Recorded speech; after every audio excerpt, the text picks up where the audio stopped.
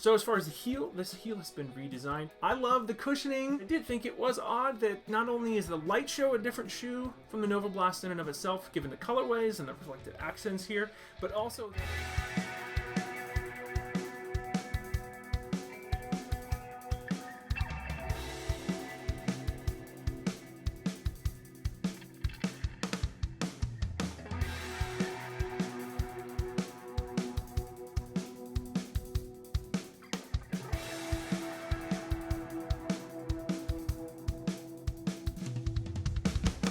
welcome back to the Time to Run channel, where I do most of the research so you don't have to do it all on your own. It's time to run in a brand new pair of shoes. Today I'm going to be reviewing the ASICS NOVABLAST 3. So before I start this review, I just need to go over a couple of disclosures first. I purchased these shoes online with my own money. These opinions and observations are my own, and no one gets to preview, edit, or provide feedback prior to me posting this video here. I'm not sponsored by ASICS, and no one is paying me to review these shoes or make this video. Lastly, if you like any of the products seen or mentioned in the video, I've provided Amazon affiliate links in the description. If you don't know what an Amazon affiliate link is, it's a convenient way for you to browse and purchase products I've listed in this video. And in turn, if you both use the link and make a purchase with said link, I receive a small percentage of that sale. And because using the link doesn't add any additional cost to you, you're essentially helping support me with the purchase you've made. So be sure you check out the links below for any products you like in this video. Now let's get to the review. To start off, I'll be covering the NOVABLAST 3 specs. I bought these shoes in a men's size 12, regular width for the dimensions. The stack height in the forefoot measures at 23 millimeters, while the heel is at 31 millimeters, giving us an 8 millimeter drop. The outsole is made of ASICS AHAR rubber.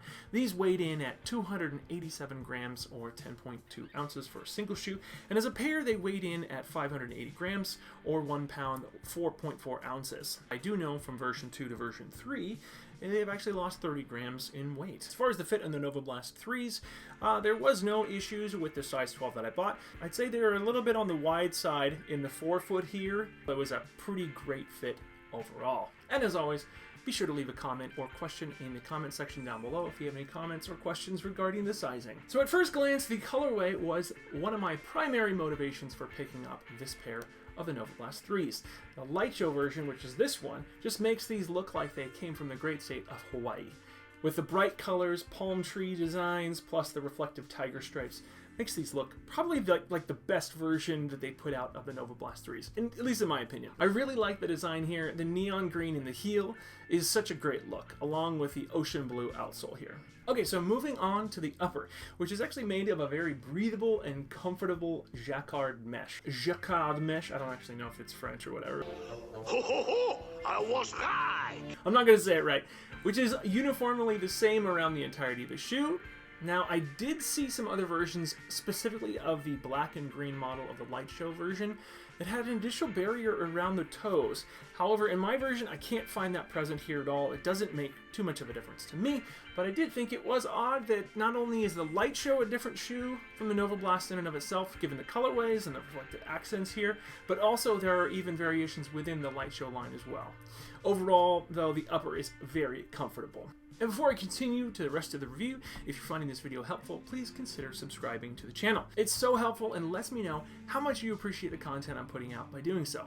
Thanks. So as far as the heel, this heel has been redesigned with more structure that's been reinforced and adds better support with the express purpose of guiding the runner's feet through their gait cycle with more control and stability. And the good news is that you're not getting a heavier shoe in the process. The FF Blast Plus is lighter than ever and doesn't sacrifice the weight for reinforced gait control. This is a much better setup for the laces than my first pair of NOVABLAST in the version 1.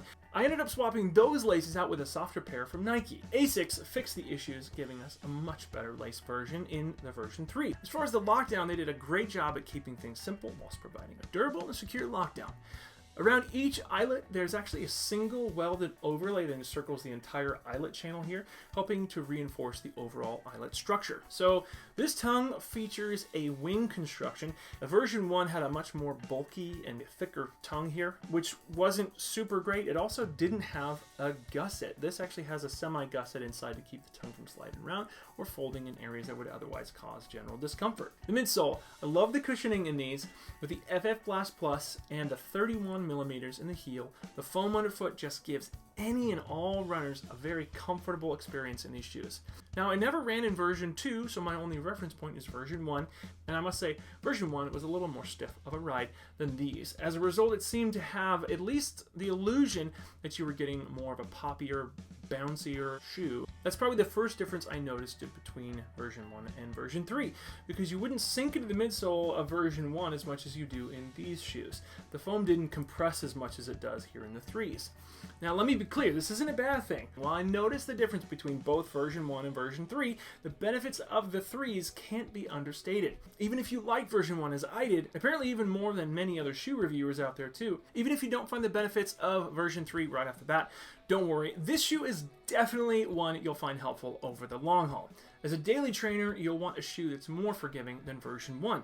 I didn't like how my body responded over the marathon training block with version 1. Yes, it was, at the time, my favorite road shoe, but the design from version 3 means a more forgiving ride to muscles and joints, as this features a more cushioned ride overall. The firmness of the NOVABLAST was something I grew accustomed to. It did lend itself better to interval sessions, speed sessions, so on and so forth, and that feeling isn't present in the 3. There's such a fine line these shoe designers have when modifying or reinventing a daily trainer, getting the tension right between making it a responsive enough shoe while still giving us a cushioned ride that won't beat up our legs. You can't make it too mushy or it'll settle exclusively into the recovery shoe category, whilst you can't make it too stiff in the midsole so as to put it exclusively into the speed work category. No, you need a daily trainer that can walk the line between those two extremes. I think this is why when brands gain recognition for their daily trainer, as the NOVABLAST line has over the last 3 years, where they've walked that fine line well between responsive yet well cushioned, and then they followed through with successful updates with little deviation from the original design. That shoe not only helps bring people to the brand, but it also becomes a gateway for those people to look at other offerings in their categories as a means of building a complete shoe rotation. When you buy into one shoe, the likelihood you'll want to buy into a whole other ecosystem goes up exponentially. And with the advent of their very capable race day contender, the ASICS Metaspeed Sky, and the Metaspeed Sky Plus, which is right behind me, and with all the podium wins ASICS runners have achieved in the recent years over the Nike race counterparts, ASICS has primed themselves to become the next ecosystem contender, as Nike has so often been themselves. At the very least, ASICS is giving Nike a run for their money. Looking back on 2020, when the NOVABLAST version 1 was released, there were mixed opinions about the ride of the shoe. People didn't know what it was for, and there were many who expressed the overall ride wasn't what they wanted in a daily trainer. But one aspect of the shoe that everyone seemed to agree upon was regarding the outsole rubber. People after 100 miles were really surprised at the lack of wear after that milestone, and I myself was able to squeeze in a whopping 600 miles before finally retiring them as my daily trainers. Being that this is version 3, I can't imagine I'll be getting any less than 600 miles again. APPAREL rubber is extremely durable, yet flexible rubber on the bottom of these, and in my opinion, it's one of the best outsole rubbers in the business. How did it feel like running in these shoes? I put in over 77 miles or 123 kilometers in these, and they are a strong shoe for the daily trainer category. For my first run, I went out for a really relaxed, easy run. I couldn't help but push some of the paces. I am laced up, ready to take my first run in the ASICS NOVABLAST 3 light show. I'm going to do an easy, super easy, like 5-mile run today on my lunch break. Let's go on the first run. Time to run! I want to make fun of a guy who was wearing a bathrobe while riding a Lime scooter, but I'm a runner using a GoPro, so can't really make too much fun. Now, recovery runs are going to be a breeze, with that implied caveat that you're still going to want to keep an eye on your paces. Often for recovery sessions, I found myself pushing the paces accidentally in these shoes, and while that's not a bad thing for faster sessions, it will completely defeat the purpose of running at a recovery pace. I'm a Coca-Cola sponsored athlete. So even in recovery mode, these shoes can still be an aggressive ride. For base, easy, and daily runs, this is the NOVABLAST 3's bread and butter. These shoes offer a maximum comfort level while you're putting in your daily miles. I've done mostly easy runs in these, and they are phenomenal for that. The NOVABLAST 3s are not too bad for tempo days. I'd say if you're shooting for distances around 5 miles, give or take a few miles, you should be good. The shoes, in my opinion, just doesn't give enough back as far as a responsive ride. That's why I'd start to reach for a shoe that's designed for tempo or speed-based sessions. For speed work, from interval sessions, hill repeats, and fartleks, I found myself leaning definitely away from the NOVABLAST 3s. This is very much a personal preference of mine. I know that others have used them for that purpose, or that use case. I just don't see them fitting in that category for me personally. The differential between version 1 and version 3 was just simply too wide. They also don't fit like a speed shoe. Much too wide for my taste for speed work. Granted, I prefer not getting the black toenails like version 1 had, but still a fit between version 1 and version 3 would be nice. Now, if you ask me if I can get turnover to reach ranges from 6 to 5 minute mile intervals, absolutely. But as far as efficiency from the shoe itself, my opinion is that it lacks firmness in the midsole of any kind that gets you that pop you're needing from a shoe meant for speed work, or even a plated shoe to be considered for this category. So speed work, intervals, and repeats are, at least for me, outside of the use case range of the NOVABLAST 3s.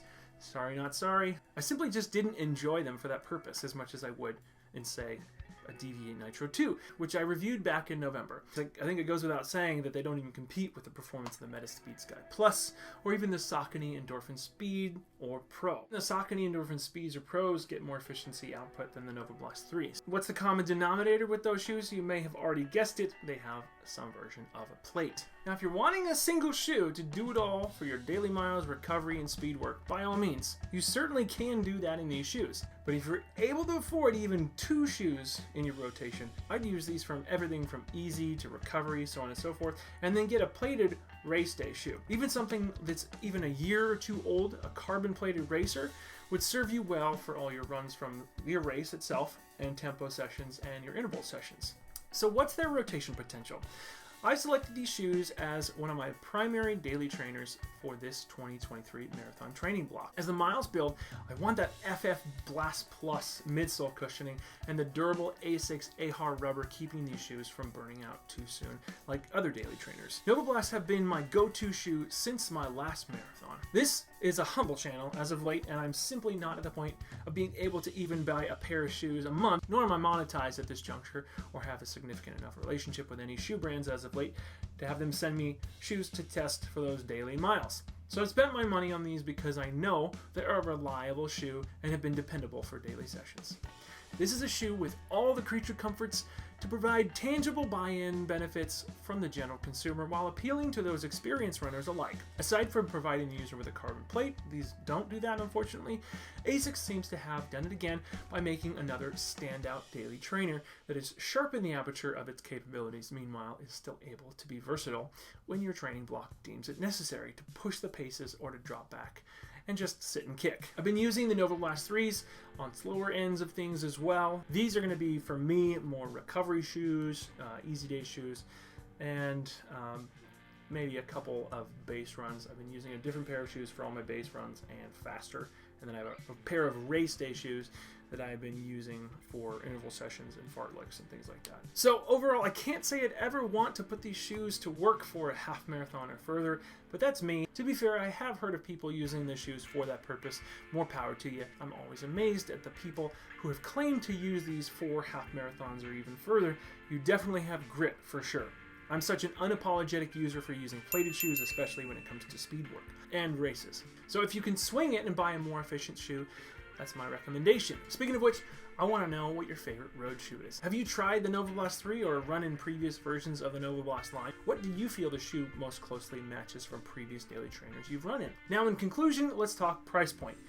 Is the price point worth it? Absolutely. I definitely think $140 for the shoe is well worth it. I myself spent $150 for this more fun and unique colorway, which is specific to their light show line. I don't think you get any additional benefits other than the reflective colorway and the look of the upper itself. But overall, I'd say this shoe is well worth $140. So that concludes my review of the ASICS NOVABLAST 3. I hope you found this video helpful. Be sure you click the like button if you did. Let me know if you have any questions by leaving them in the comment section down below. And don't forget to subscribe and to turn on notifications so you don't miss any future content from the channel, including some of the recent reels and shorts that have gone viral. Or at least for me, they've gone viral. Thanks so much for watching, and if anyone asks you what your favorite running YouTube channel is, just tell them it's time to run.